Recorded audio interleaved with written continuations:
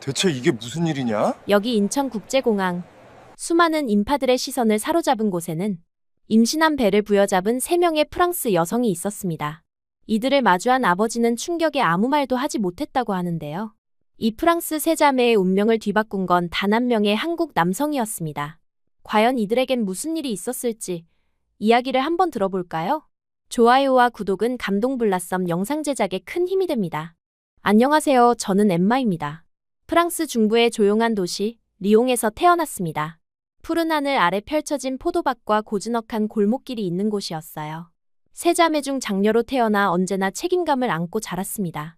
어머니와 아버지는 둘 다 지역 고등학교 선생님이셨고 집안은 책으로 가득했어요.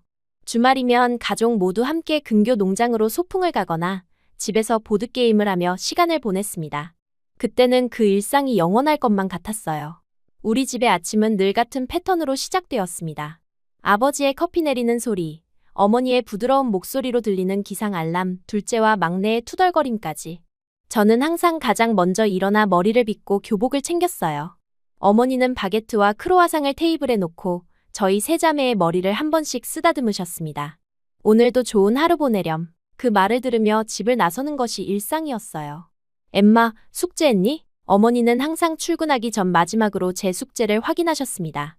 저는 11살 때부터 스스로 숙제를 챙겼지만 어머니는 끝까지 확인하는 걸 멈추지 않으셨어요. 지금 생각해보면 그것은 단순한 확인이 아니라 사랑의 표현이었습니다. 그때 우리 가족은 완벽했어요. 둘째 소피는 예민하고 감성적이었고 막내 클로에는 천진난만한 웃음이 예뻤습니다. 아버지는 역사 선생님다운 풍부한 지식으로 저녁 식탁을 지식의 장으로 만드셨고 어머니는 문학 교사로서 항상 시를 읊으며 저희에게 감성을 심어주셨어요. 주말 저녁이면 어머니의 피아노 연주에 맞춰 아버지가 노래를 부르기도 했습니다.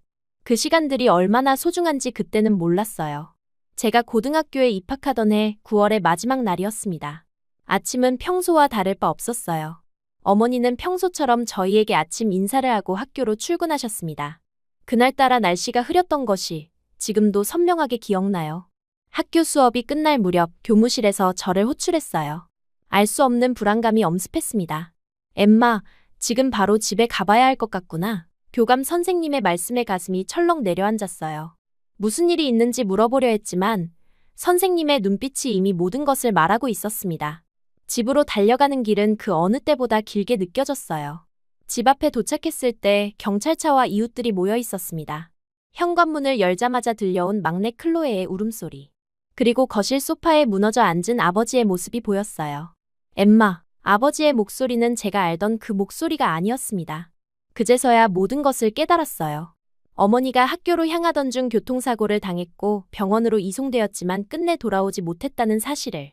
그날 이후 우리 집의 시계는 멈춰버린 것만 같았습니다. 아침에 들리던 커피 내리는 소리, 식탁에 놓인 바게트, 피아노 연주까지 모든 것이 사라졌어요. 저는 16살의 나이에 세 자매 중 가장 어른이 되어야 했습니다. 장례식 다음 날부터 제 역할은 바뀌었어요. 이제 아침에 가장 먼저 일어나 아침 식사를 준비하고 동생들을 깨우는 건 저희 몫이었습니다. 소피, 클로에, 일어나야 해. 어머니의 부드러운 목소리를 흉내내려 했지만 제 목소리는 떨렸어요. 둘째 소피는 14살. 눈을 뜨자마자 이불을 뒤집어 쓰고 울기 시작했습니다. 11살의 막내 클로에는 그저 멍하니 창밖을 바라보며 엄마는 언제 와? 라고 물었어요. 그 질문에 대답할 말이 없어 그저 포옹으로 대신했습니다. 아버지는 어머니의 빈자리를 견디지 못하고 무너져 내렸어요. 학교에 결근하는 날이 잦아졌고 저녁이면 와인 한 병을 비우고 소파에서 잠드셨습니다. 그런 아버지를 보는 것이 저에게는 또 다른 고통이었어요.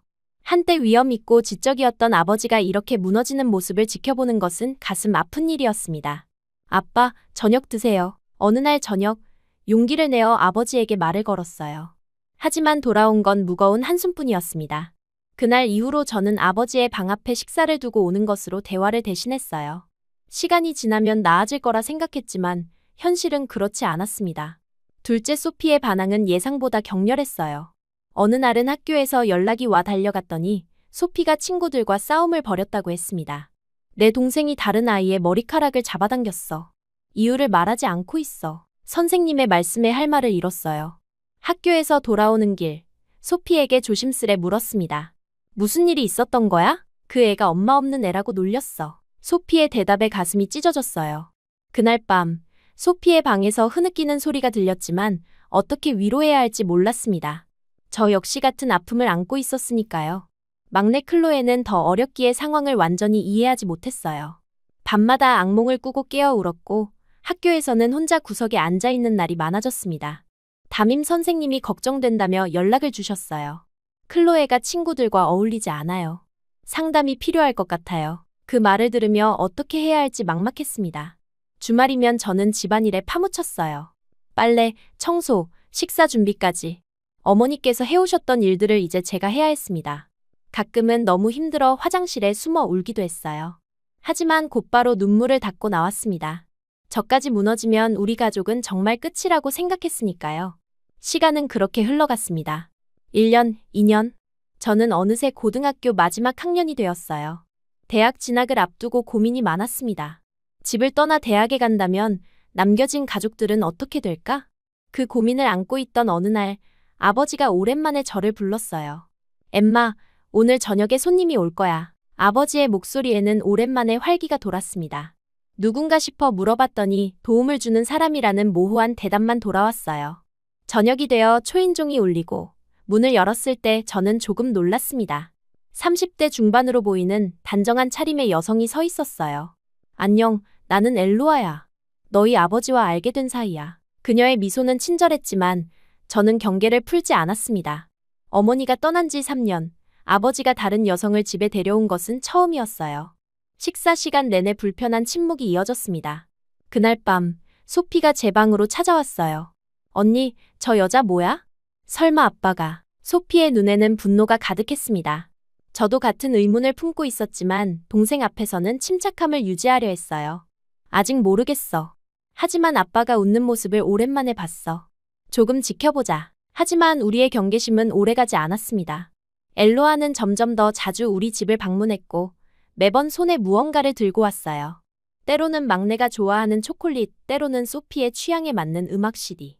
저에게는 대학 입시 준비에 도움이 될 책을 가져왔습니다. 그녀는 우리 각자에게 다가가려 노력했어요. 엠마, 내가 요즘 많이 힘들지? 어느 날 엘로아가 설거지를 도와주며 물었습니다. 그 말에 갑자기 눈물이 왈칵 쏟아졌어요. 3년 동안 누구에게도 털어놓지 못했던 감정들이 폭발했습니다. 너무 힘들어요. 모든 걸 혼자 해야 하는 것 같아서. 엘로아는 아무 말 없이 저를 안아주었어요. 그 순간 오랜만에 누군가에게 기댈 수 있다는 안도감을 느꼈습니다. 하지만 모든 것이 순탄하게 흘러가지는 않았어요. 아버지와 엘로아의 관계가 깊어질수록 소피의 반발은 더 심해졌습니다. 엄마를 배신하는 거야. 어떻게 이럴 수 있어? 소피는 아버지에게 소리를 지르고 방문을 쾅 닫고 들어갔어요. 클로에는 혼란스러워하며 종종 울음을 터뜨렸습니다. 저는 그 사이에서 균형을 잡으려 했어요. 한편으로는 아버지의 회복을 기뻐하면서도 다른 한편으로는 어머니의 자리를 대체하는 듯한 상황이 불편했습니다. 밤마다 어머니의 사진을 보며 미안한 마음이 들었어요. 엄마, 우리가 잘 지내려고 노력하고 있어요. 지켜봐 주세요. 대학 입시 결과가 나왔을 때 저는 파리의 대학에 합격했다는 소식을 받았습니다. 꿈에 그리던 학교였지만 기쁨보다는 걱정이 앞섰어요. 이 소식을 어떻게 가족에게 전해야 할지 고민했습니다. 그날 저녁, 용기를 내어 가족 모두에게 이야기했어요. 파리로 가면 안 돼. 소피의 반응은 예상대로였습니다. 클로에는 그저 슬픈 눈으로 저를 바라봤어요. 아버지는 잠시 침묵하다가 말했습니다. 내 꿈을 위해 가렴.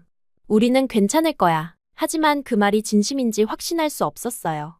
결국 저는 타협안을 찾았습니다. 파리로 가는 대신 집에서 통학 가능한 거리의 대학을 선택했어요. 그것은 제 꿈을 일부 포기하는 결정이었지만 가족을 위한 선택이었습니다. 대학 생활이 시작되고 저는 공부와 가사일 사이에서 균형을 맞추려 노력했어요. 아침에 일어나 동생들 아침을 챙기고 수업에 참석하고 저녁에는 다시 집안일을 했습니다. 그러던 어느 날 아버지가 저녁 식탁에서 중요한 발표를 했어요. 나와 엘로아와 같이 살기로 했어. 그 말에 식탁은 순식간에 얼어붙었습니다. 소피는 즉시 자리를 박차고 일어났고 클로에는 울음을 터뜨렸어요. 저는 그저 멍하니 앉아 있었습니다. 아직 엄마가 돌아가신 지 4년밖에 안 됐어요. 제 입에서 나온 말이었어요. 아버지의 눈에 상처가 스쳤지만 그는 단호했습니다. 나도 알아. 하지만 우리 모두에게 새 출발이 필요해. 그날 밤, 소피는 문을 잠그고 나오지 않았고, 클로에는 제 침대에서 함께 잤습니다. 엘로아가 우리 집에 완전히 들어온 후 가정의 분위기는 더욱 경직되었습니다.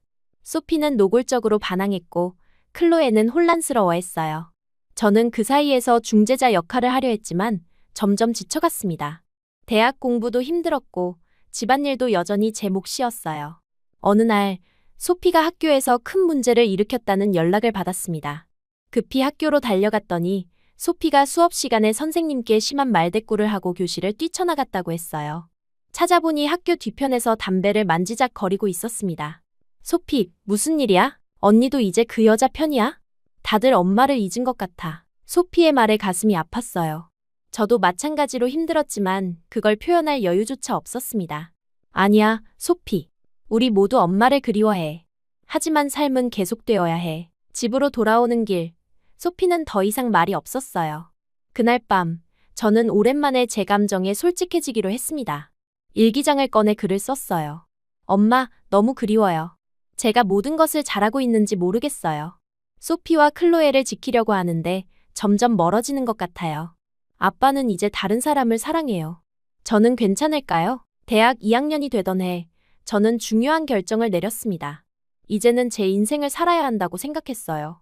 소피와 클로에는 이제 혼자서도 충분했어요. 두 동생 모두 점점 독립적으로 변해갔습니다. 아버지와 엘로아도 안정된 관계를 유지하고 있었어요.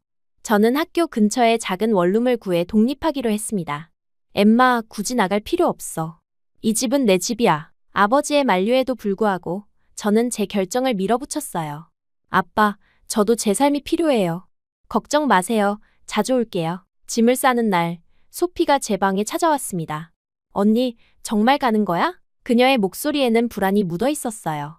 응, 하지만 멀리 가는 건 아니야. 언제든 전화하면 달려올게. 소피를 안아주며 약속했습니다. 클로에는 제 짐을 옮기는 것을 조용히 도왔어요. 떠나기 전 세 자매는 오랜만에 함께 포옹했습니다. 그 순간만큼은 예전처럼 우리였어요. 원룸에서의 생활은 자유로웠지만 외로웠습니다. 더 이상 아침에 동생들을 깨울 필요도, 저녁 식사를 준비할 필요도 없었어요. 처음으로 오롯이 나를 위한 시간이 생겼습니다. 하지만 그 시간을 어떻게 채워야 할지 몰랐어요. 5년 동안 가족을 위해 살아온 나에게 갑자기 찾아온 자유는 혼란스러웠습니다. 주말이면 집에 가서 가족들과 시간을 보냈어요. 소피는 여전히 엘로아에게 냉담했지만 예전처럼 노골적으로 반항하지는 않았습니다. 클로에는 조금씩 학교 생활에 적응해가고 있었어요. 아버지는 다시 학교로 복귀했고 엘로아는 집안일을 도맡아 하고 있었습니다. 하지만 가끔 밤에 혼자 있을 때면 죄책감이 밀려왔어요. 내가 가족을 버리고 도망친 건 아닐까? 그런 생각에 잠 못 이루는 밤이 많았습니다. 그럴 때마다 어머니의 사진을 보며 위안을 얻었어요. 엄마, 제가 잘하고 있는 거죠? 원룸에서의 독립, 학업에 대한 열정 그리고 새로운 친구들과의 만남.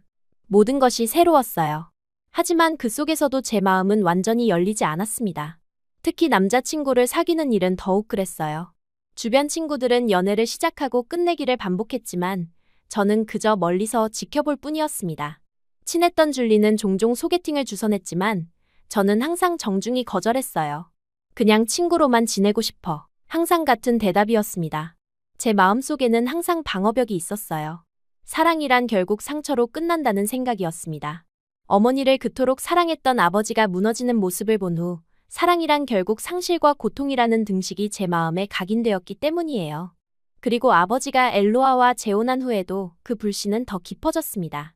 대학 3학년이 되던 해 심리학 과목에서 조별 프로젝트가 시작되었어요. 문화적 차이와 정서 표현이라는 주제로 4명이 한 팀이 되어 연구를 진행해야 했습니다. 그날 처음 만난 팀원 중에는 동양에서 온 교환학생이 있었어요. 그가 바로 성호였습니다. 안녕하세요. 저는 한국에서 온 김성호입니다. 그의 프랑스어는 서툴렀고 발음은 어색했어요. 하지만 그 모습이 어딘가 진지하고 순수하게 느껴졌습니다. 팀 미팅이 끝나고 성호는 먼저 다가와 말을 걸었어요. 프랑스어 많이 부족해요. 도와주실 수 있을까요? 그 질문에 저는 자연스럽게 고개를 끄덕였습니다. 그렇게 우리는 일주일에 2번 도서관에서 만나 프로젝트를 진행하며 언어 교환도 함께 했어요. 성호는 제게 한국어를 가르쳐 주었고 저는 그에게 프랑스어를 도왔습니다. 처음에는 단순한 학업적 만남이었지만 점차 대화의 주제는 개인적인 영역으로 확장되었어요. 문화 연구 중에 던진 성우의 질문에 저는 처음으로 누군가에게 어머니의 죽음과 그 후의 이야기를 털어놓았습니다. 어머니가 돌아가신 후 우리 가족은 감정 표현이 많이 달라졌어요. 아버지는 무너졌고 동생들은 각자의 방식으로 반항했죠. 이야기를 마치고 나서야 제가 얼마나 많은 것을 말했는지 깨달았어요. 그동안 누구에게도 하지 않았던 이야기였습니다. 성우는 그저 조용히 경청했고 마지막에 짧게 말했어요. 많이 힘들었겠네요. 하지만 당신은 정말 강한 사람인 것 같아요. 그 말이 왜 그렇게 위로가 되었는지 모르겠습니다. 어쩌면 그의 눈빛에 담긴 진심 때문이었을까요? 아니면 강하다는 말이 오랫동안 듣고 싶었던 말이었기 때문일까요? 그날 이후 성우와의 만남은 단순한 학업을 넘어서게 되었어요. 성우는 프랑스 남자들과는 달랐습니다. 그는 말보다 행동으로 마음을 표현했어요. 도서관에서 공부할 때면 항상 제가 좋아하는 허브티를 가져왔고 비 오는 날엔 우산을 가지고 기다리고 있었습니다. 약속 시간을 철저히 지켰고 항상 감사의 말을 잊지 않았어요. 이런 작은 배려들이 쌓이면서 저는 서서히 마음의 문을 열게 되었습니다. 그러던 어느 날 성우가 고민이 있다며 만나자고 했어요. 캠퍼스 카페에서 그를 만났을 때 그의 표정은 평소보다 심각했습니다. 아직 친해진 남자애들은 없고 다음 달에 기숙사에서 나가야 해요. 기간이 끝나서 성우의 말에 안도하면서도 한편으로는 아쉬움이 밀려왔어요. 그래서 생각했는데 주변 자애들 중에 룸메이트를 구하고 있다면? 그의 물음에 저는 잠시 생각했습니다. 사실 그때 저는 경제적으로 어려움을 겪고 있었어요. 대학 등록금과 월세를 감당하기 힘들어 아르바이트를 2개나 하고 있었거든요. 나도 사실 룸메이트가 필요했어. 제 대답에 성우의 얼굴에 당황과 안도의 미소가 번졌습니다. 그렇게 우리는 경제적인 이유로 동거를 시작하게 되었어요. 하지만 마음 한편에는 다른 이유도 있었습니다. 그와 함께 있으면 이상하게 편안했거든요. 동거 생활은 처음에는 어색했습니다. 서로의 생활 패턴을 맞추고 집안일을 분담하는 과정에서 작은 충돌도 있었어요. 성우는 아침형 인간이었고 저는 밤을 좋아했습니다. 그는 깔끔한 성격이었고 저는 조금 덜 정리정돈에 신경 쓰는 편이었어요. 하지만 시간이 지나면서 우리는 서로의 차이를 받아들이고 조화롭게 지내게 되었습니다. 주말이면 함께 시장에 가서 장을 보고 저녁을 준비했어요. 성우는 한국 음식을 만들어 주었고 저는 프랑스 요리를 선보였습니다. 김치찌개와 크로크무슈가 같은 식탁에 오르는 이상한 조합이었지만 그 시간이 우리에게는 특별했어요. 함께 웃고 이야기하며 보내는 시간 속에서 저는 처음으로 보호받는 감정을 느꼈습니다. 동거 3개월 차, 성우의 교환학생 기간이 끝나가고 있었어요. 그가 한국으로 돌아갈 날이 다가오면서 제 마음은 점점 무거워졌습니다. 어느 날 저녁, 와인 한 잔을 마시며 용기를 내어 물었어요. 정말 돌아가야 해? 그 질문에 성우는 잠시 침묵했습니다. 사실 학교에 1년 더 연장 신청을 했어요. 그의 말에 제 심장이 빠르게 뛰기 시작했어요. 근데 아직 결정이 안 났어요. 만약 안 되면 성우는 말을 이으려다 멈췄습니다. 그날 밤 우리는 처음으로 서로의 마음을 확인했어요. 그리고 성우의 연장 신청은 다행히 승인되었습니다. 그렇게 우리의 동거 생활은 계속되었고 관계는 더욱 깊어졌어요. 성우는 제 가족에 대해 더 알고 싶어 했고 저 역시 그의 가족에 관해 듣기 시작했습니다. 그의 부모님은 서울에서 작은 식당을 운영하셨고 동생은 대학생이었어요. 성우의 이야기를 들으며 한국의 가족 문화가 프랑스와는 다르다는 것을 느꼈습니다. 한국에서는 가족이 정말 중요해요. 부모님을 모시고 살거나 자주 찾아뵙는 게 당연해요. 성우의 말에 저는 문화적 차이를 실감했어요. 프랑스에서는 성인이 되면 독립하는 것이 자연스러웠거든요. 하지만 그의 말 속에서 가족에 대한 책임감과 사랑이 느껴졌고 그것이 제게는 매력적으로 다가왔습니다. 동거 1년 차, 어느 날 아침 갑자기 심한 메스꺼움을 느꼈어요. 처음에는 단순한 감기라고 생각했지만 증상이 계속되자 성우의 권유로 병원을 찾았습니다. 그리고 그곳에서 들은 진단은 임신 8주였어요. 의사의 말을 듣는 순간 머릿속이 하얘졌습니다. 병원을 나와 성우에게 이 사실을 전했을 때 그의 반응은 예상과 달랐어요. 놀라기는 했지만 곧 기쁨의 미소를 지었습니다. 정말요? 우리 아기가 생겼어요? 그의 순수한 기쁨 앞에서 저는 잠시 제 걱정을 잊었어요. 하지만 현실은 그리 단순하지 않았습니다. 우선 경제적인 문제가 있었어요. 두 사람 다 학생 신분이었고 안정적인 수입이 없었습니다. 그리고 더 큰 문제는 이 사실을 가족들에게 어떻게 알려야 할지였어요. 특히 아버지와 동생들에게 말하는 것이 두려웠습니다. 며칠을 고민한 끝에 저는 용기를 내어 아버지에게 전화를 걸었어요. 떨리는 목소리로 임신 사실을 전했습니다. 전화 너머로 들려온 아버지의 침묵이 얼마나 길었는지 모르겠어요. 그리고 마침내 들려온 아버지의 목소리는 차가웠습니다. 그 한국 남자, 책임질 수 있는 거냐? 아버지의 첫마디에 가슴이 아팠어요. 제 상태를 걱정하기보다 성호를 의심하는 말이었거든요. 아빠, 성호는 좋은 사람이에요. 우리는 서로 사랑해요. 제 말에도 아버지의 목소리는 여전히 차가웠습니다. 내가 그렇게 생각하는 건 알겠다. 하지만 그 사람 그냥 한국으로 도망가면? 혼자 책임질 수 있겠니? 아버지의 우려는 이해했지만 그 말투에는 성호에 대한 불신이 담겨 있었어요. 전화를 끊고 한참을 울었습니다. 또다시 외면당했다는 상실감에 눈물이 멈추질 않았어요. 동생들에게도 연락했지만 반응은 비슷했습니다.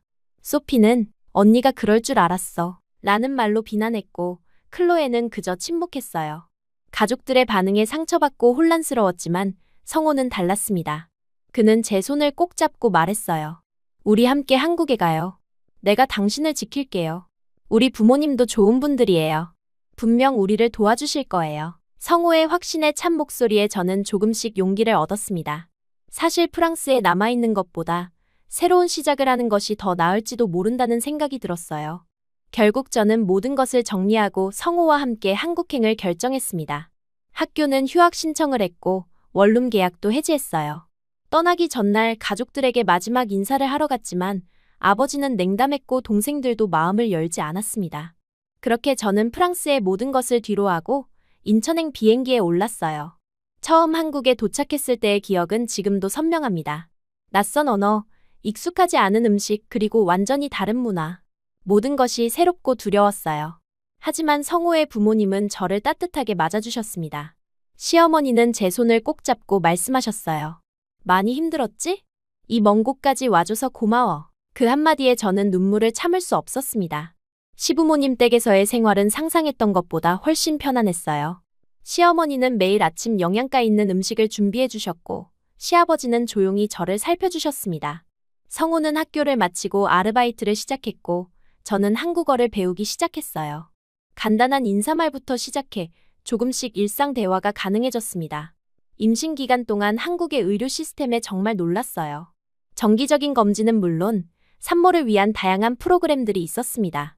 3D 초음파로 아기의 모습을 생생하게 볼 수 있었고 태교 클래스도 들을 수 있었어요. 프랑스에서는 경험하지 못했던 세심한 케어였습니다. 임신 6개월 차에 우리는 작은 원룸을 구해 독립했어요. 시부모님은 걱정하셨지만 저희는 자립하고 싶었습니다. 성호는 학업과 아르바이트를 병행하며 가정을 꾸려나갔고 저는 집에서 온라인으로 프랑스어 과외를 시작했어요. 비록 작은 공간이었지만 우리만의 보금자리가 생겼다는 사실이 행복했습니다. 출산이 가까워 오면서 시어머니가 산후조리원을 예약해 주셨어요. 프랑스에는 없는 시스템이라 생소했지만 출산 후 전문적인 케어를 받을 수 있다는 사실이 안심이 되었습니다. 그리고 드디어 2주 일찍 우리 딸 소율이가 태어났어요. 3.2kg의 건강한 아기였습니다. 산후조리원에서의 2주는 정말 특별했어요. 전문 간호사들이 24시간 아기를 돌봐주고 저는 충분한 휴식을 취할 수 있었습니다. 매일 달라지는 영양식과 마사지, 그리고 산모 교육까지. 한국의 출산 문화는 정말 놀라웠어요. 시어머니는 매일 찾아와 미역국을 가져다 주셨고 성호는 퇴근 후 바로 달려와 아기를 안아주었습니다. 소율이가 태어난 후 우리의 일상은 완전히 달라졌어요.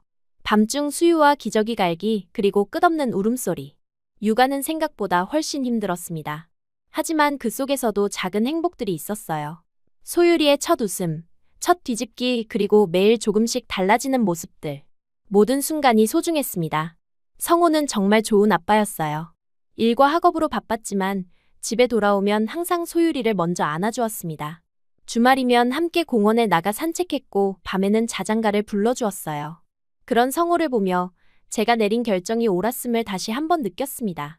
한국에서의 삶이 1년째 접어들면서 저는 점점 이곳에 적응해갔어요.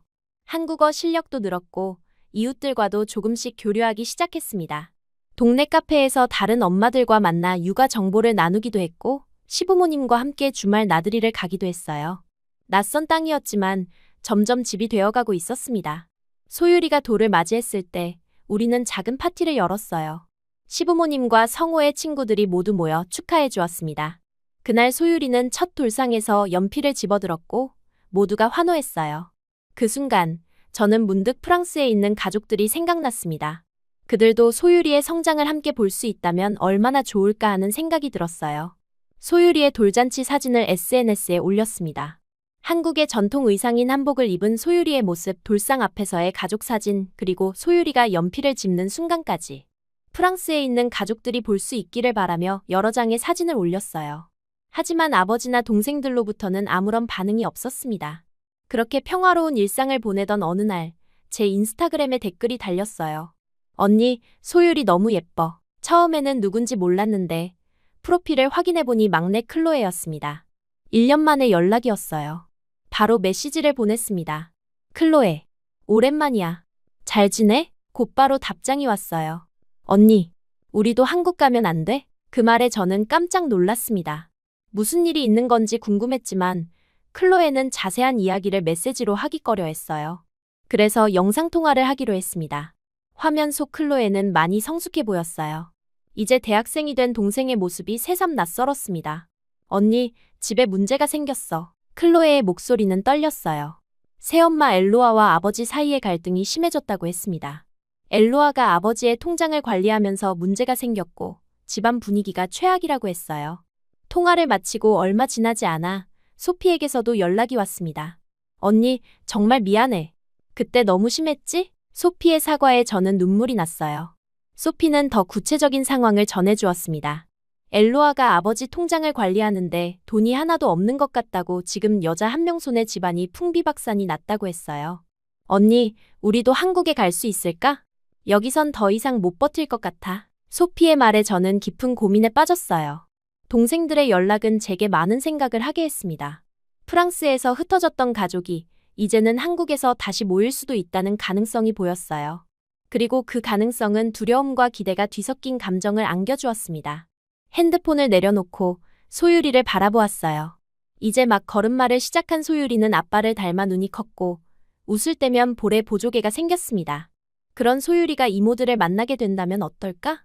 생각만으로도 가슴이 벅차올랐어요. 오래 잊고 있던 가족의 의미와 다시 한번 마주하는 순간이었습니다. 그날 밤, 성호에게 모든 이야기를 털어놓았어요. 동생들의 상황과 그들이 한국에 오고 싶어 한다는 사실까지. 성호는 잠시 생각하더니 고개를 끄덕였습니다. 가족이니까 도와야죠. 방법을 찾아봐요. 그의 말에 안도감과 감사함이 밀려왔어요. 성호는 자신의 가족뿐만 아니라 제 가족까지 품을 준비가 되어 있었습니다. 동생들의 연락은 제 일상의 파도처럼 밀려왔습니다. 무엇보다 막내 클로에의 간절한 목소리가 계속 귓가에 맴돌았어요. 언니, 나 여기 더는 못 있어. 한국 가면 안 될까? 그 말을 들은 후 며칠 동안 잠을 설쳤습니다. 동생들을 데려온다는 것은 단순한 방문이 아니라 삶의 터전을 옮기는 일이었으니까요. 하지만 한편으로는 흩어졌던 가족이 다시 모일 수 있다는 기대감도 컸어요. 성호와 함께 현실적인 방법을 찾아보기 시작했습니다. 소피, 클로에. 두 사람 모두 성인이었지만 한국에서 합법적으로 체류하려면 비자가 필요했어요. 성호는 친구 중 이민 관련 일을 하는 사람에게 조언을 구했습니다. 몇 번의 상담 끝에 소피는 워킹홀리데이 비자로, 클로에는 교환학생 프로그램으로 한국에 올 수 있다는 결론이 났어요. 소피, 클로에. 방법을 찾았어.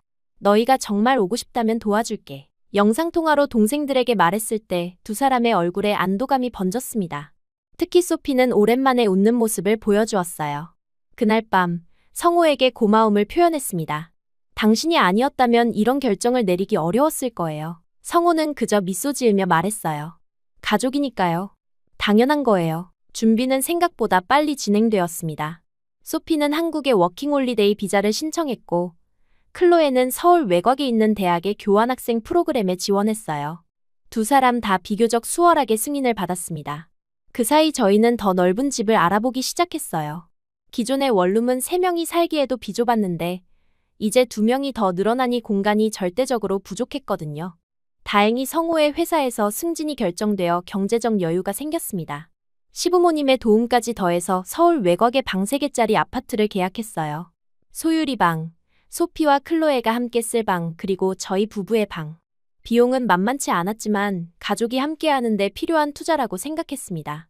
새 집으로 이사하는 날, 시부모님도 오셔서 도와주셨어요. 엄마, 우리 집이 좀 커졌죠? 시어머니께 말씀드렸더니 그녀는 고개를 끄덕이셨습니다. 내 동생들을 생각하는 마음이 예쁘구나. 걱정 마, 우리도 도울게. 시부모님의 지지에 정말 감사했어요. 프랑스에서 제 가족이 보여준 냉담함과는 너무나 대조적이었으니까요. 드디어 동생들이 오는 날이 다가왔습니다. 인천공항으로 성우와 함께 마중을 나갔어요. 긴 비행 끝에 게이트를 통과해 나오는 소피와 클로에를 보는 순간 가슴이 뭉클했습니다. 두 사람 다 많이 변해 있었어요. 소피는 더 날카로워 보였고 클로에는 더 성숙해 보였습니다. 그들도 저를 보는 순간 뛰어와 안겼어요. 언니, 세 자매가 공항 한복판에서 포옹하는 동안 주변 사람들의 시선이 느껴졌습니다. 아마 프랑스어로 대화하는 세 여성이 특이해 보였나 봐요. 하지만 그런 건 전혀 신경 쓰이지 않았습니다. 1년 만에 다시 만난 동생들을 안는 그 순간이 너무나 소중했으니까요. 집으로 돌아오는 길, 차 안에서 소피와 클로에는 창밖을 내다보며 연신 감탄했어요. 와, 여기 정말 다르다. 한국의 높은 아파트들과 밤늦게까지 불이 켜진 가게들 그리고 거리의 네온사인들이 그들에게는 신기하게 느껴졌나 봅니다. 성우는 운전하면서도 간간히 영어로 한국에 대해 설명해 주었어요. 두 동생 모두 영어는 어느 정도 할 수 있었거든요. 집에 도착해서 소유리를 소개했을 때 동생들의 얼굴이 밝아졌습니다. 특히 클로에는 소유리를 안고 눈물을 글썽였어요. 언니 딸이라니 믿기지 않아. 소피도 평소의 냉담함을 잠시 내려놓고 소유리에게 미소 지었습니다. 그날 밤, 오랜만에 세 자매가 함께 저녁을 먹으며 이야기를 나눴어요. 프랑스에서의 상황, 아버지와 엘로와의 갈등, 그리고 한국에서의 새로운 시작에 대한 기대까지. 아빠는 어때? 저도 궁금했습니다. 소피가 한숨을 쉬며 말했어요. 술을 더 많이 마셔. 그리고 엘로아와 매일 싸워. 클로에도 고개를 끄덕였습니다. 집에 있기가 힘들었어. 항상 긴장되고. 그들의 이야기를 들으며 제가 떠난 후 프랑스의 집이 얼마나 황폐해졌는지 실감했어요. 첫 며칠은 동생들이 시차 적응을 하는데 집중했습니다. 낮에는 잠을 자고 밤에는 깨어있는 패턴이었죠. 저는 그 시간을 이용해 한국 생활에 필요한 기본적인 것들을 준비했어요. 교통카드 만들기, 휴대폰 개통, 은행 계좌 개설 등 소소한 일들이었지만 외국인에게는 쉽지 않은 과정이었습니다. 성우가 많이 도와주었어요. 일주일쯤 지나자 동생들도 슬슬 한국 생활에 적응하기 시작했습니다. 소피는 이태원과 홍대 같은 외국인이 많은 지역을 중심으로 일자리를 알아보기 시작했고, 클로에는 대학 개강을 준비했어요. 두 사람 다 한국어는 거의 할 줄 몰랐지만 영어로 소통이 가능한 환경을 찾았습니다. 어느 날 아침, 세 자매가 함께 한강 공원으로 산책을 나갔어요. 소유리를 유모차에 태우고 강변을 걸으며 오랜만에 편안한 대화를 나눴습니다. 언니, 솔직히 처음에는 한국에 오는 게 무서웠어. 클로에의 고백이었어요. 하지만 지금은 정말 좋아. 여기서는 새로 시작할 수 있을 것 같아. 소피도 예상보다 빨리 적응하고 있었습니다. 그녀는 이태원의 한 프랑스 레스토랑에서 일자리를 구했어요. 프랑스어와 영어를 할 수 있는 직원이 필요했던 거죠. 일하는 건 힘들지만 적어도 프랑스에서보다는 마음이 편해. 소피의 말에 저도 공감했습니다. 때로는 낯선 곳에서의 새로운 시작이 필요한 법이니까요. 클로에는 대학 생활을 시작했어요. 처음에는 언어 장벽 때문에 힘들어했지만 국제 학생들을 위한 프로그램 덕분에 점차 적응해 나갔습니다. 특히 한국 문화에 관심이 많았던 클로에는 K-POP 동아리에 가입해 한국 친구들도 사귀기 시작했어요. 언니, 나 오늘 처음으로 한국어로 안녕하세요 말했어. 그녀의 작은 성취가 저에게도 기쁨이 되었습니다. 한 달쯤 지나자 우리의 일상은 어느 정도 패턴이 잡혔어요. 아침에는 성우가 출근하고 저는 소유리를 돌보며 집안일을 했습니다. 소피는 저녁 시프트로 일했고 클로에는 주중에 학교에 다녔어요. 주말이면 다 함께 서울 곳곳을 탐험했습니다. 경복궁, 남산타워, 북촌한옥마을. 관광객처럼 돌아다니며 한국의 문화와 역사를 배워갔어요. 그 중에서도 가장 기억에 남는 건 한국의 음식이었습니다. 동생들은 처음에 매운 음식에 적응하기 힘들어했지만 점차 한국 음식의 맛에 빠져들었어요. 특히 소피는 요리에 관심이 많아서 시장에서 재료를 사와 한국 요리를 시도해보기도 했습니다. 이건 프랑스 요리랑 너무 달라. 하지만 매력적이야. 그렇게 평화로운 일상이 이어지던 어느 날, 클로에가 평소보다 늦게 귀가했어요. 얼굴이 상기된 채로 무언가 말하고 싶어 하는 듯했습니다. 저녁 식사 후 클로에는 저를 따로 불러 테라스로 나갔어요. 그리고 조심스럽게 말을 꺼냈습니다. 언니, 나 한국 남자친구가 생겼어. 클로에의 고백에 저는 놀랐지만 한편으로는 예상했던 일이기도 했어요. 그녀는 늘 낭만적인 성격이었고 한국 문화에 빠져 있었으니까요. 어떤 사람인데? 제가 물었습니다. 클로에는 눈을 반짝이며 민호라는 친구를 소개했어요. 같은 대학 국제학부에 다니는 한국 학생이었습니다. 처음에는 그저 자매의 연애 이야기 정도로 생각했어요. 하지만 클로에와 민호의 관계는 생각보다 빠르게 발전했습니다. 주말마다 데이트를 했고 민호는 종종 저희 집에도 놀러 왔어요. 그는 영어를 유창하게 했고 프랑스 문화에도 관심이 많았습니다. 성호와도 금방 친해져서 남자들끼리 한국 술을 마시며 이야기를 나누기도 했어요. 그렇게 3개월이 지난 어느 날 아침, 화장실에서 클로에의 울음소리가 들렸습니다. 노크를 했지만 대답이 없어 걱정이 되었어요. 클로에, 괜찮아? 문 좀 열어줘. 잠시 후 문이 열리고 클로에가 붉어진 눈으로 나왔습니다. 그녀의 손에는 임신 테스트기가 들려 있었어요. 두 줄이 선명했습니다. 언니, 나 아기 가졌어. 그 말을 듣는 순간 머릿속이 하얘졌어요. 클로에가 한국에 온 지 불과 몇 개월 만에 임신이라니. 당혹스러웠지만 동시에 불과 몇 년 전 제 자신의 모습이 떠올랐습니다. 저 역시 비슷한 상황에서 두려움과 혼란을 겪었으니까요. 민호는 알아? 제가 물었어요. 클로에는 고개를 끄덕였습니다. 어젯밤에 말했어. 그는 책임지겠대. 하지만 그녀의 목소리에는 불안감이 가득했어요. 외국에서 학생 신분으로 임신이라니. 앞으로 닥칠 어려움이 만만치 않을 거였습니다. 그날 저녁 클로에와 민호가 함께 집에 왔어요. 민호의 얼굴은 창백했지만 의연한 모습이었습니다. 그는 정중하게 저와 성호에게 인사를 하고 상황을 설명했어요. 저희가 실수를 했습니다. 하지만 책임지고 싶어요. 클로에와 결혼하고 아이를 함께 키우고 싶습니다. 20대 초반의 젊은이가 내린 결정치고는 놀라웠습니다. 하지만 한국의 문화가 그런 책임감을 강조한다는 것을 알고 있었어요. 성호도 비슷한 반응을 보였고요. 민호는 이미 부모님께 상황을 설명했다고 했습니다. 처음에는 충격을 받으셨지만 손주를 기대하며 결혼을 승낙하셨다고 해요. 클로에의 임신 소식은 소피에게도 큰 충격이었습니다. 이게 무슨 일이야? 우리 막내가 나보다 먼저 엄마가 된다고. 하지만 곧 그녀도 상황을 받아들이고 클로에를 지지해 주었어요. 걱정 마. 우리가 있잖아. 언니처럼 외롭게 혼자 두지 않을게. 그날 밤 저는 소파에 앉아 생각에 잠겼습니다. 몇 주 전부터 자신도 몸이 이상하다 싶어 임신 테스트를 했었고 소율이가 태어난 지 1년 반 만에 다시 양성 반응이 나왔었어요. 아직 아무에게도 말하지 않았지만 소율이의 동생이 생길 예정이었습니다. 그리고 이제 클로에까지. 세 자매 중 둘이 동시에 임신이라니 정말 운명이 장난을 치는 것 같았어요. 다음 날 성호에게 제 임신 사실을 털어놓았습니다. 그는 깜짝 놀랐지만 곧 기쁨의 미소를 지었어요. 정말요? 소율이에게 동생이 생기는 거예요? 그리고는 제 배를 조심스레 쓰다듬었습니다. 성호의 따뜻한 반응에 안도했어요. 하지만 동시에 걱정도 되었습니다. 이제 클로에의 임신까지 겹쳐 집안이 더욱 복잡해질 테니까요. 시부모님께 2가지 임신 소식을 전했을 때 그분들은 놀라움을 감추지 못하셨어요. 하지만 곧 기쁨의 웃음을 지으셨습니다. 아이가 2명이나 더 늘어나는구나. 시어머니는 즉시 두 임산부를 위한 보양식 계획을 세우기 시작하셨어요. 시아버지는 조용히 미소 지으며 성호의 어깨를 두드리셨습니다. 클로에와 민호의 결혼 준비도 차근차근 진행되었어요. 한국에서의 결혼식은 프랑스와 많이 달랐습니다. 웨딩홀을 예약하고 스튜디오에서 사진 촬영을 하고 예단과 예물을 준비하는 과정이 새로웠어요. 민호의 부모님은 처음에는 당황하셨지만 점차 상황을 받아들이고 적극적으로 도와주셨습니다. 그러다 문득 제 마음에 걸리는 것이 생겼어요. 바로 아버지였습니다. 클로에의 결혼식에 아버지가 참석하면 좋겠다는 생각이 들었어요. 아무리 관계가 소원해졌다 해도 그는 클로에의 아버지였으니까요. 하지만 연락을 어떻게 해야 할지 고민되었습니다. 성호는 제 고민을 알아차리고 용기를 주었어요. 한번 연락해봐요. 아버님께서도 알고 싶어 하실 거예요. 그의 말에 용기를 내어 아버지에게 전화를 걸었습니다. 하지만 전화를 받은 건 엘루아였어요. 엠마? 오랜만이구나. 그녀의 목소리는 피곤해 보였습니다.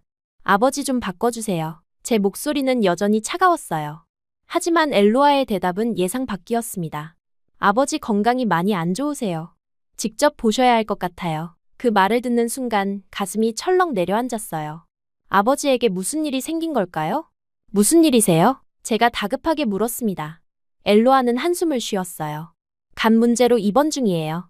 알코올 때문에. 술. 아버지는 어머니 돌아가신 후 계속 술에 의존해 오셨죠. 결국 건강을 해치게 된 겁니다. 전화를 끊고 성호에게 상황을 설명했어요. 그는 잠시 생각하더니 말했습니다.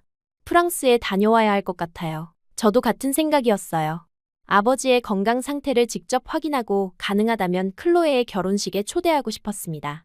소피와 클로에에게도 아버지 소식을 전했어요. 두 사람 다 놀라고 걱정했습니다.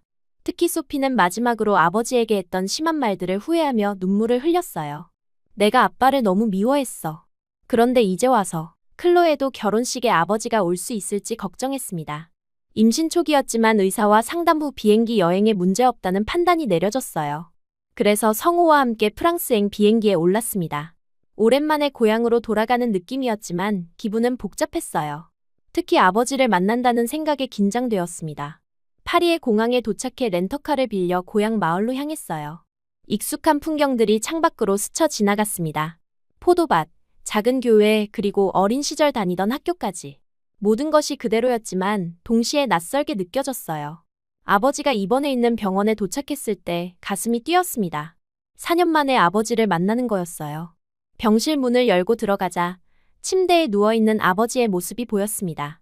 눈에 띄게 야위어 있었고 얼굴은 창백했어요. 엘로아가 옆에서 조용히 책을 읽고 있었습니다. 아빠, 제 목소리에 아버지가 천천히 눈을 떴어요.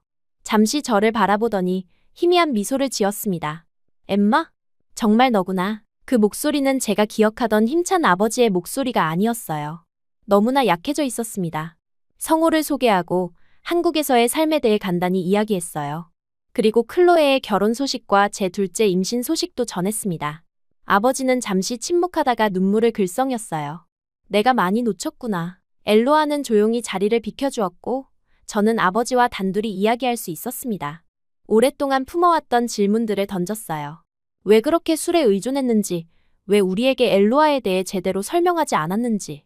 아버지는 약한 목소리로 대답했습니다. 엄마가 떠난 후 난 무너졌어. 너희를 제대로 돌볼 수 없었지. 그때 엘로아를 만났어. 그녀는 내 정신과 의사였어. 아버지의 고백에 놀랐어요. 엘로아가 처음부터 아버지의 치료사였다니. 처음에는 환자와 의사였지만 점차 서로에게 의지하게 됐어. 그녀 덕분에 내가 다시 살 수 있었어. 아버지의 이야기를 들으면서 지난 몇 년간 제가 얼마나 많은 오해를 했는지 깨달았습니다. 엘로아는 아버지의 삶에 끼어든 것이 아니라 오히려 그를 살린 사람이었어요. 아버지는 이어서 말했습니다. 하지만 너희에게 제대로 설명하지 못했어. 내 잘못이야. 용서해주겠니? 그 말에 더 이상 참을 수 없었어요. 눈물이 흘러내렸습니다. 아버지의 손을 꼭 잡고 고개를 끄덕였어요. 네, 아빠. 이제 이해해요. 그 순간 오랫동안 쌓여있던 무거운 짐이 조금 가벼워지는 느낌이었습니다. 엘로아가 다시 들어왔을 때 저는 그녀를 다른 시선으로 바라볼 수 있었어요. 그녀는 조용히 병실 한쪽에 앉아 말했습니다. 모든 걸 다 말씀드렸나요? 아버지가 고개를 끄덕였어요. 엘로아는 한숨을 쉬며 계속 이야기했습니다. 엠마, 나는 너희 엄마를 대신하려던 게 아니었어. 그저 너희 아버지를 돕고 싶었을 뿐이야.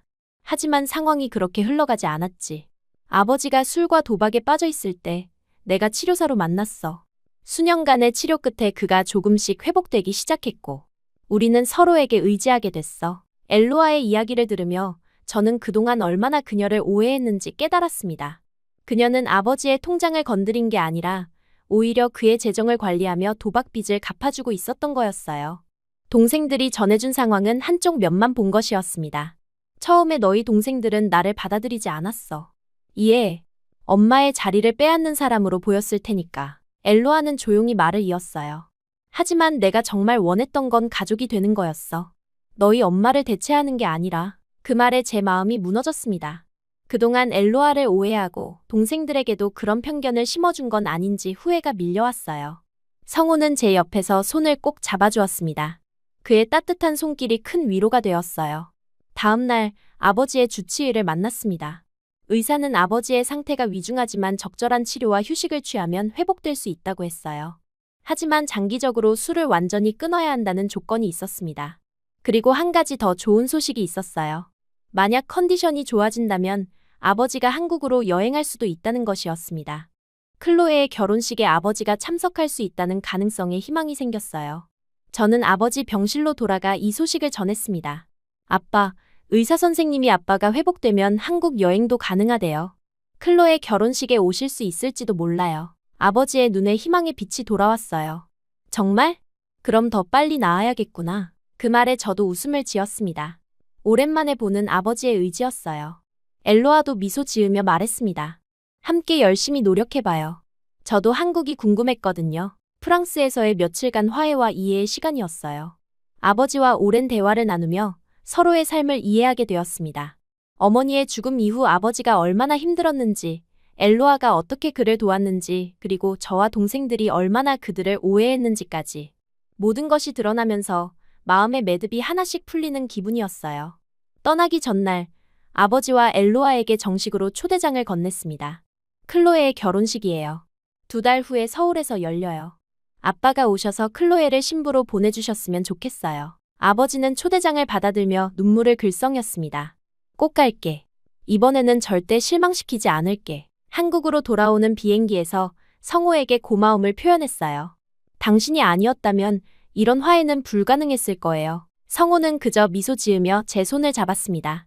가족은 소중한 거니까요. 당신이 행복하면 저도 행복해요. 한국에 돌아오자마자 소피와 클로에에게 프랑스에서 있었던 일들을 모두 이야기해 주었어요. 아버지의 상태, 엘로아와의 화해, 그리고 그들이 결혼식에 올 가능성까지. 두 동생 모두 복잡한 표정이었지만 점차 이해하기 시작했습니다. 그럼 엘로아가 우리 집을 무너뜨린 게 아니었어? 소피가 물었어요. 저는 고개를 저었습니다. 아니, 오히려 우리를 가족으로 받아들이고 싶어 했어. 우리가 너무 방어적이었던 거야. 클로에는 조용히 생각에 잠겼다가 말했어요. 결혼식에 아빠가 온다면 정말 좋을 것 같아. 그렇게 우리는 클로에의 결혼식 준비와 아버지의 방문 준비를 동시에 시작했습니다. 매주 아버지와 영상통화를 하며 건강 상태를 확인했어요. 다행히 그는 빠르게 회복되고 있었습니다. 엘로아도 한국 방문을 위해 열심히 준비하고 있다고 했어요. 한국어 기초도 배우고 문화에 대해서도 공부하고 있다고 했습니다. 결혼식 전날 아버지와 엘로아가 한국에 도착했어요. 인천공항에서 그들을 맞이했을 때 아버지의 모습은 프랑스에서 봤을 때보다 훨씬 건강해 보였습니다. 얼굴에 혈색이 돌고 미소도 밝았어요. 엘로아도 긴장했지만 기대에 찬 표정이었습니다. 드디어 한국에 왔구나. 이게 너희의 새 집이구나. 아버지는 서울의 풍경을 보며 감탄했어요. 동생들은 결혼 준비 때문에 당일 집에 없어서 따로 만날 순 없었습니다. 클로에의 결혼식 날, 저는 아침부터 분주했습니다. 메이크업 아티스트가 우리 집에 와서 신부와 가족들의 화장을 해주었어요. 임신 6개월 차였던 제베는 이미 꽤 불러와 있었지만 특별히 맞춘 한복이 그것을 우아하게 감싸주었습니다. 소피도 평소와 달리 화려한 원피스를 입고 머리를 올렸어요. 모두가 특별한 날을 위해 준비하고 있었습니다. 엄마, 예쁘다. 소율이가 저를 보며 환하게 웃었어요. 이제 2살이 된 소율이는 말을 제법 할 줄 알았고 오늘은 작은 한복을 입고 귀여운 꽃을 머리에 달았습니다. 성호는 턱시도 차림으로 거실에서 소율이와 놀아주고 있었어요. 그 모습을 보며 행복한 미소가 절로 지어졌습니다. 아버지와 엘로아는 호텔에서 준비하고 있었어요. 전날 저녁, 아버지는 긴장한 모습으로 클로에에게 어떤 말을 해야 할지 저에게 물었습니다. 딸을 결혼시키는 건 처음이라. 그 말에 제 마음이 따뜻해졌어요. 오랜 시간 만나지 못했지만 아버지는 여전히 우리를 사랑하고 있었습니다. 웨딩홀에 도착했을 때 이미 많은 하객들이 와 있었어요. 민호의 가족들과 친구들 그리고 한국에서 새롭게 알게 된 지인들까지. 신부 대기실에서 클로에를 만났습니다. 하얀 웨딩드레스를 입은 그녀는 정말 아름다웠어요. 임신 5개월 차였지만 드레스는 그 사실을 우아하게 감추고 있었습니다. 언니, 나 너무 떨려. 클로에가 손을 꼭 잡았어요. 저는 그녀의 손을 다시 꼭 잡아주며 말했습니다. 걱정 마. 오늘은 내 인생에서 가장 행복한 날이 될 거야. 그리고 살짝 귓속말로 덧붙였어요. 아빠가 너를 정말 자랑스러워하시더라. 조금 있으면 만날 거야. 결혼식이 시작되고 하객들이 모두 자리에 앉았습니다. 웨딩홀 입구에서 아버지와 클로에가 나타났을 때 모든 시선이 그들에게 집중되었어요. 아버지는 정장을 차려입고 긴장한 모습이었지만 딸의 팔을 부드럽게 잡고 있었습니다. 클로에는 눈물을 참으며 앞을 바라보고 있었어요. 음악이 흐르고 2사람이 천천히 입장했습니다. 제 옆에 앉아있던 소피는 처음에는 고개를 숙이고 있었어요. 아버지를 직접 마주하는 것이 아직 어색했나 봅니다. 하지만 곧 그녀도 고개를 들고 그 모습을 지켜보았습니다. 클로에가 민호에게 건네지는 순간 아버지의 눈에서 눈물이 흘렀어요. 그것은 4년 만에 처음 보는 아버지의 진심 어린 감정 표현이었습니다. 결혼식이 끝나고 피로연이 시작되었어요.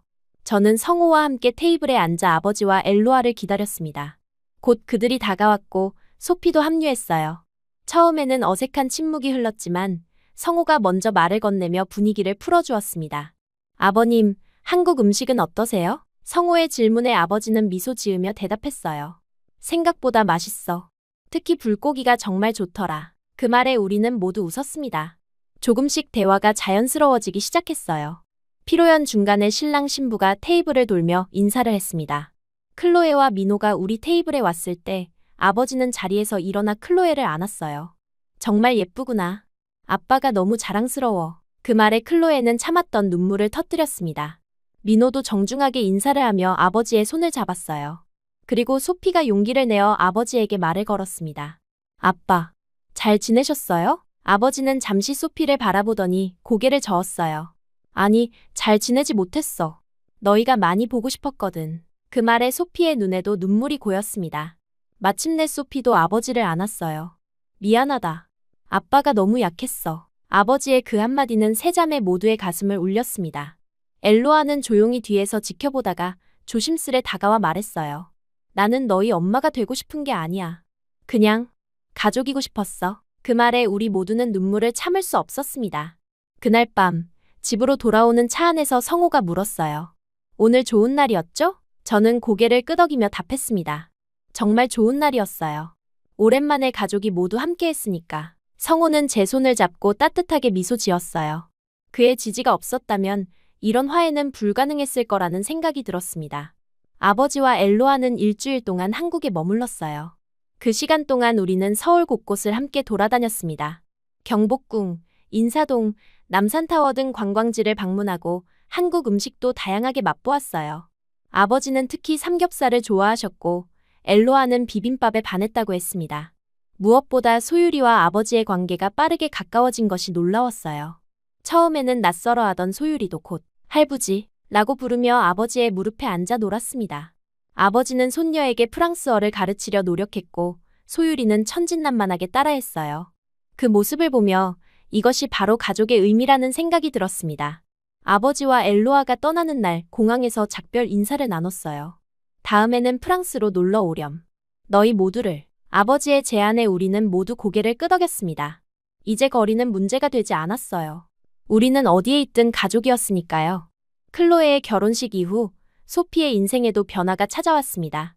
이태원의 프랑스 레스토랑에서 일하던 소피는 그곳의 한국인 주방장과 가까워졌어요. 성호의 친구 재현이었습니다. 두 사람은 처음에는 동료 사이였지만 점차 특별한 관계로 발전했어요. 어느 날 저녁 소피가 제 방을 노크했습니다. 언니, 잠깐 이야기 좀 할 수 있을까? 그녀의 표정이 심각해 보여 걱정이 되었어요. 하지만 방에 들어온 소피는 오히려 수줍은 미소를 지었습니다. 나, 재현이랑 진지하게 만나고 있어. 처음에는 놀랐지만 곧 기쁨이 밀려왔어요. 평소 감정 표현이 서툴렀던 소피가 연애 이야기를 하는 것이 신기했습니다. 어떤 사람이야? 잘해주니? 제가 물었어요. 소피는 눈을 반짝이며 대답했습니다. 정말 좋은 사람이야. 내 말을 진심으로 들어주고 항상 배려해줘. 소피와 재현의 관계는 빠르게 진전되었어요. 2달 후 재현이 정식으로 우리 집에 찾아와 인사를 했습니다. 그는 예의 바른 청년이었고 프랑스 문화에 대한 관심도 많았어요. 성호와도 금방 친해져서 주말이면 네 사람이 함께 시간을 보내기도 했습니다. 그렇게 시간이 흘러 저는 둘째 딸 수아를 출산했어요. 소율이보다 체구는 작았지만 건강한 아이였습니다. 이번에도 시부모님의 도움으로 산후조리원에서 2주를 보냈어요. 클로에도 비슷한 시기에 아들 민준이를 낳았습니다. 두 아이는 불과 한 달 차이로 태어나 마치 쌍둥이처럼 함께 자라게 되었어요.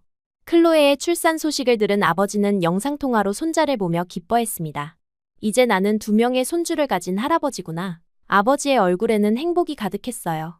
엘로아도 옆에서 함께 기뻐했습니다. 그들은 정기적으로 영상통화를 하며 아이들의 성장을 지켜보았어요. 소피와 재현의 결혼은 클로에의 출산 6개월 후에 이루어졌습니다.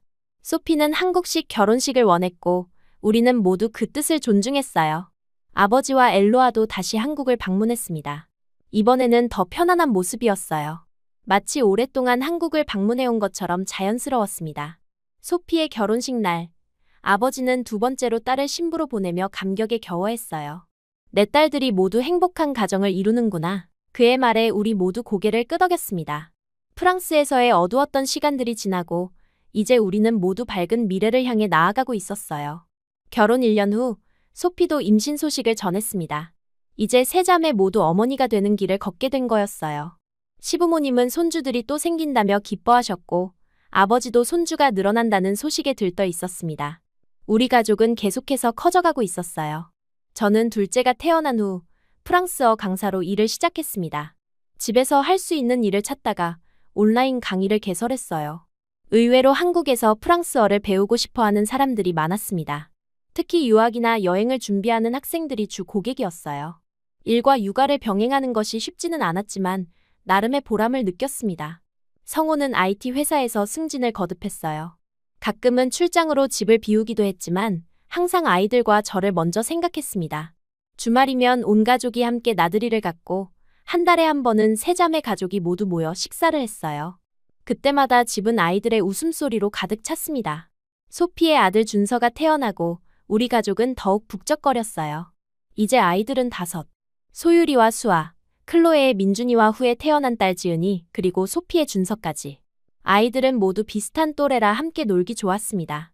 주말이면 시부모님 댁에 모여 아이들을 맡기고 세 자매와 남편들은 잠시 데이트 시간을 가지기도 했어요.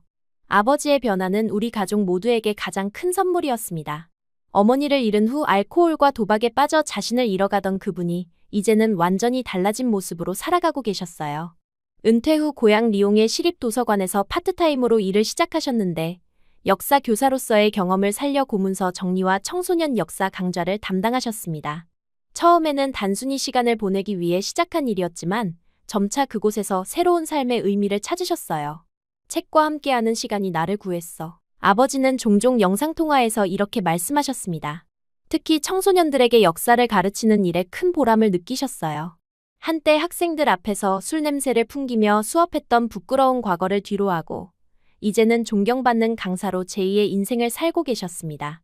무엇보다 놀라운 것은 술과 도박을 완전히 끊으셨다는 점이었어요. 더 이상 도망칠 이유가 없어. 내 삶과 마주할 용기가 생겼단다. 이 모든 변화 뒤에는 엘로아의 헌신적인 지원이 있었습니다. 그녀는 단순히 아버지의 배우자를 넘어 진정한 동반자이자 정신적 지주였어요.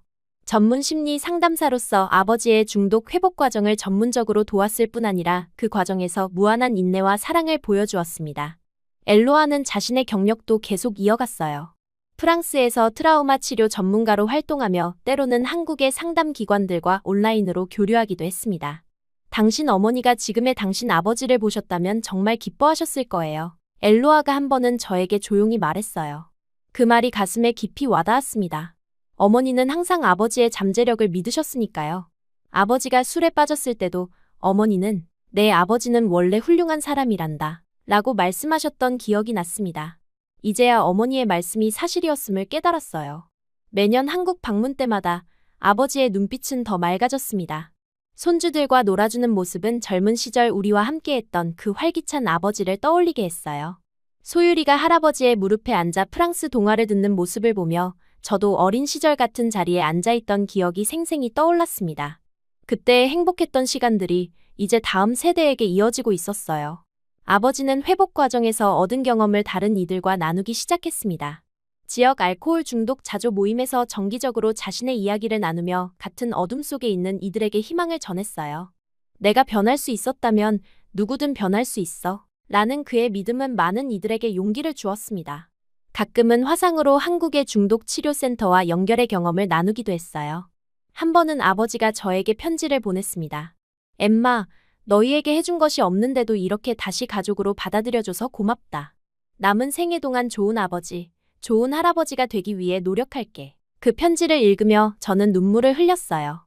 우리 가족이 다시 하나가 될 수 있었던 것은 모두의 용서와 이해, 그리고 새로운 시작을 위한 용기 덕분이었습니다. 엘로아 역시 우리 가족의 소중한 일원이 되었어요. 처음에는 새엄마라는 틀에 가두어 보려 했던 우리의 편견을 뛰어넘어 이제 그녀는 그저 엘로아로서 자리매김했습니다. 아이들은 그녀를 프랑스 할머니라고 부르며 따랐고 우리 세 자매에게도 그녀는 중요한 조언자가 되었어요. 어쩌면 어머니가 하늘에서 우리를 지켜보시며 이런 엘로아를 보내주신 건 아닐까 하는 생각도 들었습니다. 아버지와 엘로아의 변화와 성장은 저에게 큰 가르침을 주었어요. 인생은 언제든 새롭게 시작할 수 있고 상처는 치유될 수 있으며 깨어진 관계도 다시 회복될 수 있다는 것을.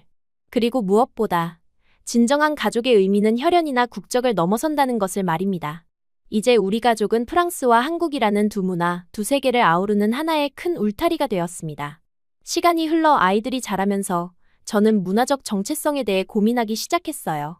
아이들은 한국에서 태어나 한국어를 모국어로 사용했지만 동시에 프랑스 혈통도 가지고 있었습니다. 그래서 집에서는 프랑스어도 가르쳤고 프랑스 문화와 역사에 대해서도 알려주었어요. 이중 문화 가정의 아이들로 성장하는 것이 때로는 혼란스러울 수 있지만 그것이 그들에게는 특별한 강점이 될 것이라고 믿었습니다. 소율이가 초등학교에 입학하던 날 교문 앞에서 사진을 찍으며 문득 어머니 생각이 났어요. 어머니가 계셨다면 얼마나 기뻐하셨을까. 하지만 슬픔보다는 감사함이 더 컸습니다. 제가 어머니를 잃고 힘들었던 것처럼 소율이는 그런 아픔 없이 따뜻한 가족 속에서 자라고 있었으니까요. 5년이 흐른 어느 여름날 우리 가족은 모두 함께 제주도로 여행을 떠났습니다.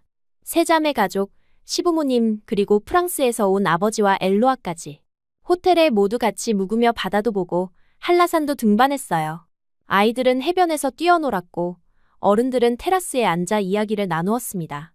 그 여행에서 가장 기억에 남는 순간은 마지막 날 저녁이었어요. 호텔 레스토랑에서 저녁 식사를 하며 아버지가 건배를 제안했습니다. 우리 가족의 건강과 행복을 위해. 모두가 잔을 들었고 그 순간 제 눈에 눈물이 고였어요.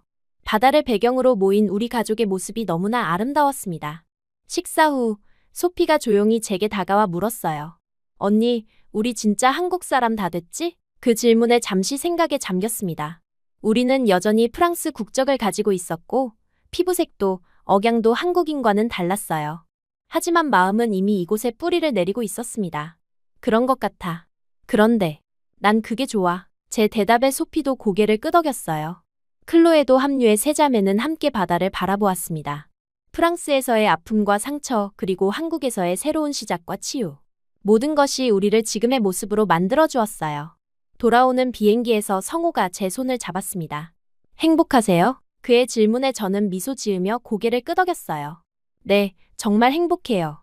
당신과 아이들, 그리고 우리 가족 모두와 함께여서. 성호의 눈에도 따뜻한 빛이 돌았습니다.